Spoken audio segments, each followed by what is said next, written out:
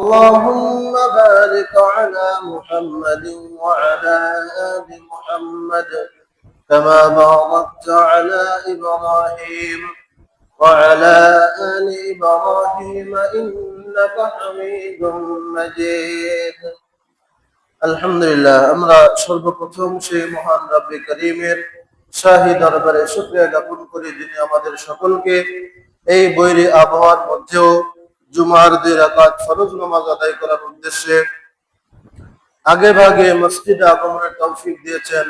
সেই মহান রব্বে পাকের দরবারে শুকরিয়া জ্ঞাপন করি আলহামদুলিল্লাহ। দুরূদ ও সালাম পেশ করি মানবতার মুক্তির দূত জনাবে মুহাম্মদ রাসূলুল্লাহ সাল্লাল্লাহু আলাইহি ওয়াসাল্লামের উপর, যাকে আল্লাহ পাক রব্বুল আলামিন এই পৃথিবীতে মানব জাতিকে আল্লাহ তাআলার বিধিবিধান শিক্ষা দেওয়ার জন্য এবং বিভিন্ন অসুস্থতায় এবং বিপদ আপদে ধৈর্য ধারণের জন্য আমাদেরকে শিক্ষা দেওয়ার তৌফিক দিয়েছিলেন। সকলে বলি সাল্লাল্লাহু আলাইহি ওয়াসাল্লাম। তো যেহেতু এখন বর্ষার মৌসুম, বৃষ্টির সময় এবং বাংলাদেশের উত্তর অঞ্চলে বিশেষ করে সেখানে বন্যা সৃষ্টি হয়েছে, প্লাবিত হয়েছে অসংখ্য মানুষ, তারা ওই বন্যায় পানিতে ডুবে ইন্তেকাল করেছেন। আমরা সকলে পড়ি ইন্না লিল্লাহি ওয়া ইন্না ইলাইহি রাজিউন। এবং সেখানে অনেকে অসুস্থ রয়েছেন, সাপের কামড়ে অনেকে এই দুনিয়ার বুক থেকে বিদায় নিয়েছেন। এবং বন্যার মধ্য দিয়ে তারা যে বিপদের মধ্যে রয়েছেন, এই বিপদগুলা এবং রোগ এগুলা মানুষের কেন হয় এবং এই সকল সময় আমাদের কি করণীয় এ সম্পর্কে আমরা পবিত্র কালামুল্লাহ শরীফের সূরাতুল বাকারার 216 নম্বর আয়াত আমি তেলাওয়াত করেছি। এই আয়াতের মধ্যে আল্লাহ পাক রব্বুল আলামিন মানুষের উপর বিপদ আপদ এবং রোগ এগুলা কেন হয় মানুষের, এ সম্পর্কে আমরা এবং আল্লাহ রসুলের সহিহ মুসলিম শরীফের 2501 নম্বর হাদিসের মধ্যে আল্লাহ রসুল সাল্লাল্লাহু আলাইহি ওয়াসাল্লাম এ বিষয়টি ইরশাদ করেছেন। আল্লাহ পাক রব্বুল আলামিন সূরাতুল বাকারার 216 নম্বর আয়াতে আল্লাহ তাআলা বলেন, আসা আন তাকরাহু শাইআন ওয়া হুয়া খায়রুল লাকুম وعسى أن تحبوا شيئا وهو شر لكم والله يعلم وأنتم لا تعلمون। আল্লাহ তাআলা বলেন, তোমরা দুনিয়ায় তোমাদের জীবনের চলার পথে অনেক সময় এমন দেখতে পাও যে সময় তোমাদের উপরে বিভিন্ন প্রাকৃতিক দুর্যোগ তোমাদের উপরে আপতিত হয়, তোমাদের উপর আবর্তিত হয়, বিভিন্ন রোগে তোমরা আক্রান্ত হও। এই সকল সময়ে তোমাদের নিজেদের কাছে মনে হয় এই সকল বিপদ আপদ আমাদের জন্য খারাপ এবং এই সকল প্রাকৃতিক দুর্যোগ আল্লাহ তাআলা আমাদেরকে ধ্বংস করার জন্য দিয়েছেন। কিন্তু আল্লাহ তাআলা সূরা বাকারার 216 নম্বর আয়াতে বলেন, দুনিয়ায় এমন অনেক বিষয় রয়েছে যে বিষয়গুলো বাহ্যিক দৃষ্টিতে তোমরা মনে করো এই বিষয়গুলো আমাদের খারাপের জন্য, এই বিষয়গুলো আমাদের ক্ষতির কারণ, কিন্তু আল্লাহ তাআলা বলেন, আসা আন তাকরাহু শাইআন ওয়া হুয়া খায়রুল লাকুম। তোমরা যেটাকে নিজেদের খারাপই মনে করো এবং নিজেদের অনিষ্ট মনে করো, তোমরা কখনো জানো না ওই বিষয়গুলোর মধ্যে আল্লাহ তাআলা তোমাদের জন্য কল্যাণ রেখেছেন। সুবহানাল্লাহ। অনুরূপভাবে এর পরবর্তী অংশে আল্লাহ তাআলা বলেন, আসা আন তুহিব্বু শাইআন ওয়া হুয়া শাররুল লাকুম। এবং এমন অনেক বিষয় রয়েছে যে বিষয়গুলো তোমাদের কাছে মনে হয় এই জিনিসটা আমার জন্য ভালো এবং এটা আমার জন্য কল্যাণকর, আল্লাহ তাআলা বলেন কিন্তু পরবর্তীতে ফলাফলে দেখা যাবে ওই বিষয়টা তোমার জন্য ক্ষতিকর। ঠিক না?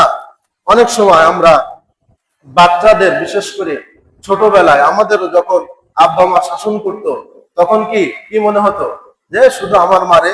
অনেক সময় হয় না, ভালো ফ্যামিলি যে আমরা যারা বিশেষ করে ছোটবেলায় কোথাও যদি কোনো বন্ধু বান্ধবের সঙ্গে যখন ঝগড়া লাগতো, মারামারি হতো, তখন বাড়ি আসলে আবার দ্বিতীয় পর্যায়ে, দ্বিতীয় ধাপে আমাদের আবার কি খাওয়া লাগতো?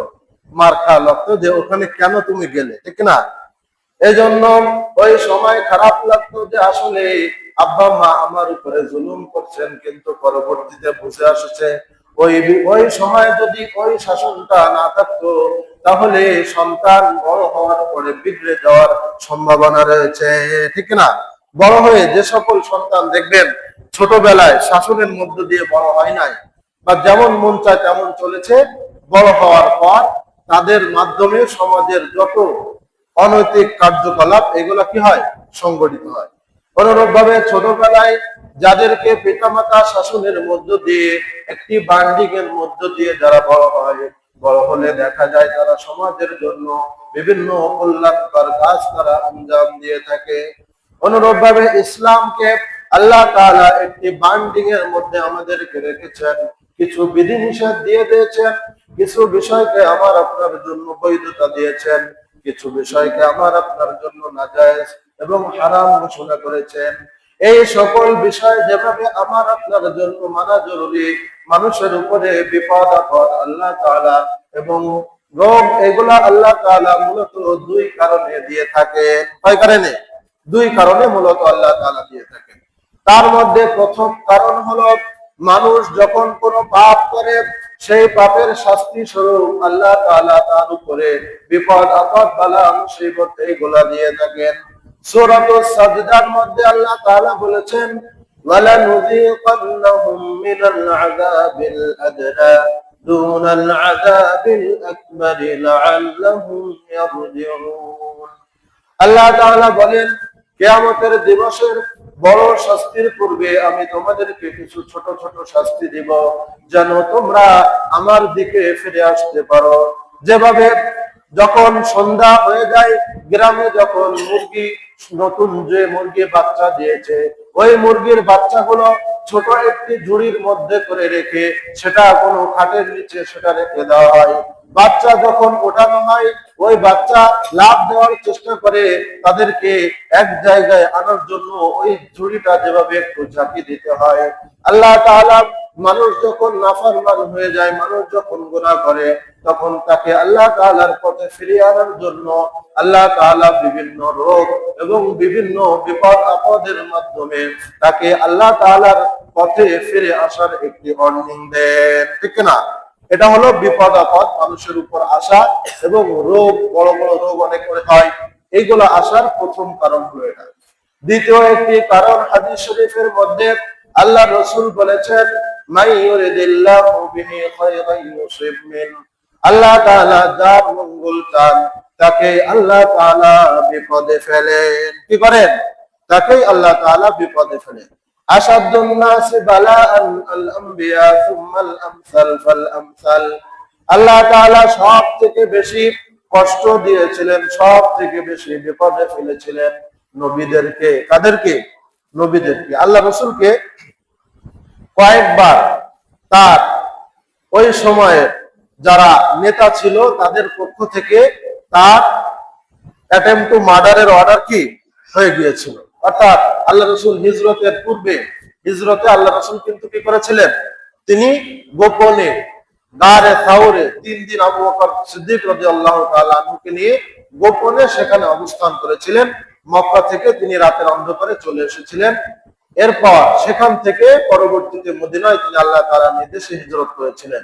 মূলত এটা ছিল নবীদের দ্বীনি দাওয়াত দেওয়ার কারণে এক শ্রেণীর লোকের স্বার্থে আঘাত লাগে, সেটার কারণে আম্বিয়া কেরাম বিভিন্ন সময় তাদের মর্যাদা যেহেতু অনেক বেশি, পৃথিবীতেও আমরা দেখতে পাই যারা যত বেশি পরীক্ষা দেয়, যত বেশি পরীক্ষায় যারা অংশগ্রহণ করে, তারা তত বেশি দুনিয়ার দিক থেকে মর্যাদার অধিকারী হয়, ঠিক না?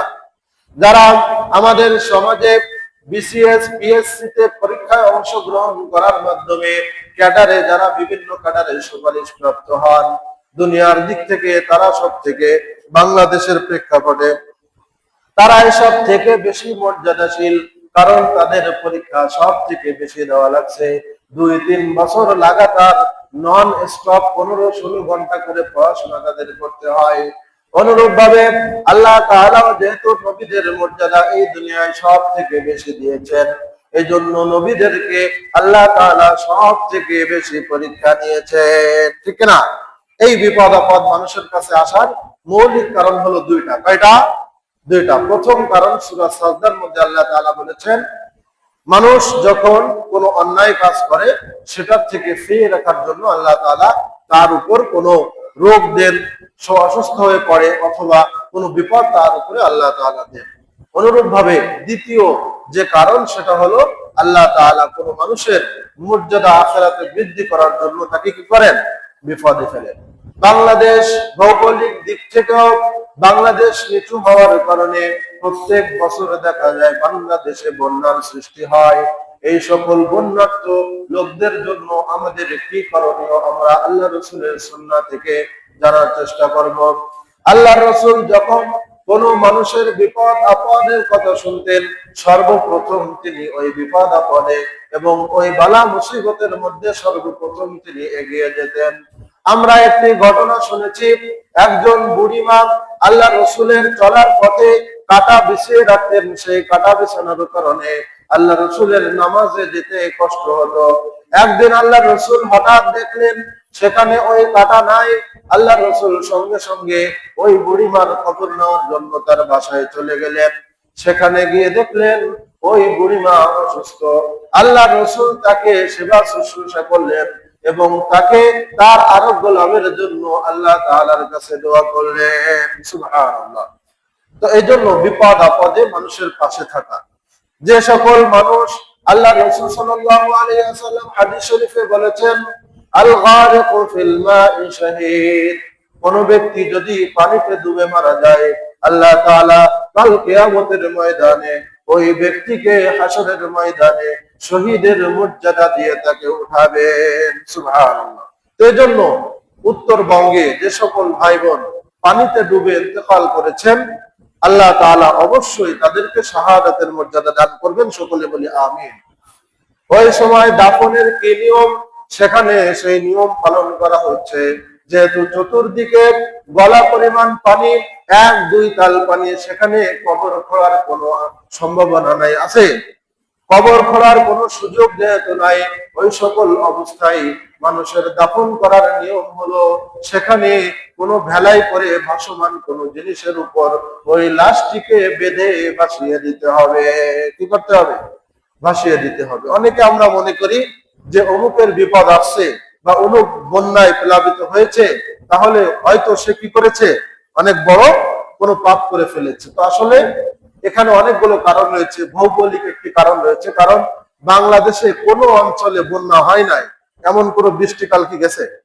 যায় নাই। আমাদের দক্ষিণ অঞ্চলেও এই যে 2009 সালের দিকে আইলা নামে কি বিশাল এক বন্যা হয়। কয়েক 2-3 মাস মতো আমাদের কয়রার এবং দক্ষিণ অঞ্চল কি ছিল, সেখানে পারিবন্দী অবস্থায় লোকজন ছিল। তো এই জন্য এই সকল বন্যার্থদের জন্য বিভিন্ন সেবা সংস্থা যেভাবে সেখানে তাদের জন্য ত্রাণ নিয়ে যাচ্ছে, আমার আপনার জন্য যদি সম্ভব হয় তাদের জন্য সাময়িক তাদের দুর্দশা দূর করার জন্য, তাদের আহারের চাহিদা মেটানোর জন্য, তাদের জন্য যদি আমি আপনি খাবারের ব্যবস্থা করি, কাল কিয়ামতের ময়দানে আল্লাহ তাআলা আমার আপনার জন্য জান্নাতি খাবারের ব্যবস্থা করবেন। সুবহানাল্লাহ। ঠিক না? আল্লাহ রাসূল বলেছেন আতি'মু তুআম, তোমরা মানুষকে খাবার খাওয়াও, মানুষকে ক্ষুধার্ত ব্যক্তিকে আহার দেওয়া, এটা আল্লাহ তাআলার কাছে অন্যতম পছন্দনীয় একটি ইবাদত। ঠিক না? কোন আহার, যে ব্যক্তি আহার পায় না, ক্ষুধার্ত ব্যক্তি, তাকে খাদ্য দেওয়া। আল্লাহ রাসূল বলেন তিনি কত দানশীল ছিলেন, আমার কাছে যদি উহুদ পাহাড় পরিমাণ স্বর্ণ থেকে, তাহলে ওটা মানুষকে দান করতে আমার 3 দিনের বেশি সময়ের দরকার নাই। সুবহানাল্লাহ। 3 দিনের বেশি কি আল্লাহ রাসূলের দরকার না? আল্লাহ রাসূলের লাগবে না। রমজান মাস আসলে আল্লাহ রাসূলের দানের হাতকে আরো বেড়ে যেত। বিপদ আপদে সদা সর্বদা আল্লাহ রাসূলকে মানুষ পাশে পেত। তো এই জন্য বিপদ আপদে মানুষের পাশে দাঁড়াতে হবে, বন্যার্তদের পাশে তাদেরকে ত্রাণের ব্যবস্থা করতে হবে। আল্লাহ তাআলা হাদিসে কুদসির মধ্যে বলেছেন আল্লাহু ফি আউনিল আবদি মা কানাল আবদু ফি আউনি আখি, কোন ক্ষুধার্ত ব্যক্তি খাবার পায় না, তাকে যদি কোনো ব্যক্তি খাবার দেয় আল্লাহ তাআলা কাল কিয়ামতের ময়দানে ওই ব্যক্তির জন্য জান্নাতে খাবারের ব্যবস্থা করবেন। যার জন্য বিশুদ্ধ পানির অভাব, চতুর্দিকে পানি, কিন্তু খাওয়ার মতো, পান করার মতো কোনো পানি সেখানে নাই। সেখানে যদি আমি আপনি পানির ব্যবস্থা করি, আল্লাহ তাআলা কাল কিয়ামতের ময়দানে হাউজে কাউসারের পানি আমার আপনার জন্য ব্যবস্থা করে দিবেন। সুবহানাল্লাহ। অনুরূপ ভাবে কোন বিপদগ্রস্ত মানুষের পাশে, কোন অভাবগ্রস্ত, সেখানে তাদের বাড়িঘর সব চূর্ণ বিচূর্ণ হয়ে গিয়েছে, নদীর পানিতে প্লাবনে সেগুলা ভেসে গিয়েছে, তাদের যদি অর্থের সাহায্য করি, কিয়ামতের ময়দানে আমার আপনার মধ্যে যে সকল ত্রুটি বিচ্যুতি আল্লাহ তাআলা আমাদের আপনার জন্য শয়তানের ধোঁকায় পড়ে যে সকল গুনাহ হয়ে গিয়েছে, ওই ওসিলাই আল্লাহ তাআলা ওই সকল গুনাহকে আল্লাহ তাআলা ক্ষমা করে দিবেন। দিবেন কিনা?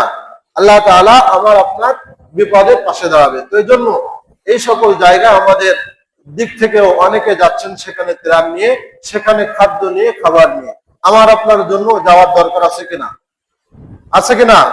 আমার আপনার জন্য যেভাবে হোক, হয়তো যদি ওখানে কেউ থাকে যে ত্রাণ নিয়ে যাচ্ছে বা কোনো সেবা সংস্থা, তাদের কাছে আমরা অর্থায়ন করতে পারি। এর মাধ্যমে আল্লাহ তাআলা আমাকে আপনাকে কিয়ামতের ময়দানে অসংখ্য আজর দিবেন। অনুরূপ ভাবে আল্লাহ তাআলা এই সকল বন্যায় যখন মানুষ প্লাবিত হয় এবং এই বন্যার কারণে পানিতে ডুবে যারা ইন্তেকাল করে, পানিতে ডুবে যারা মারা যায়, আল্লাহ রাসূল 7 শ্রেণীর ব্যক্তিকে আল্লাহ তাআলা হুকমে শহীদের মর্যাদা দিয়েছেন। যে মহিলা তার গর্ভ ধারণ করার পর যখন তিনি গর্ভপাত করেন, অর্থাৎ সন্তান যখন ভূমিষ্ঠ হয়, ওই সময় যদি কোনো মা ইন্তেকাল করেন, ওই মাকে আল্লাহ তাআলা কিয়ামতের ময়দানে শহীদের মর্যাদা দান করবেন। সুবহানাল্লাহ। অনুরূপ ভাবে কোনো ব্যক্তি যদি রাস্তায় চলতি অবস্থায়, রোড অ্যাক্সিডেন্টে অর্থাৎ সফর অবস্থায় যদি কোনো ব্যক্তি মারা যান, ওই ব্যক্তিকে আল্লাহ তাআলা হুকমে শহীদের মর্যাদা দান করবেন। সুবহানাল্লাহ।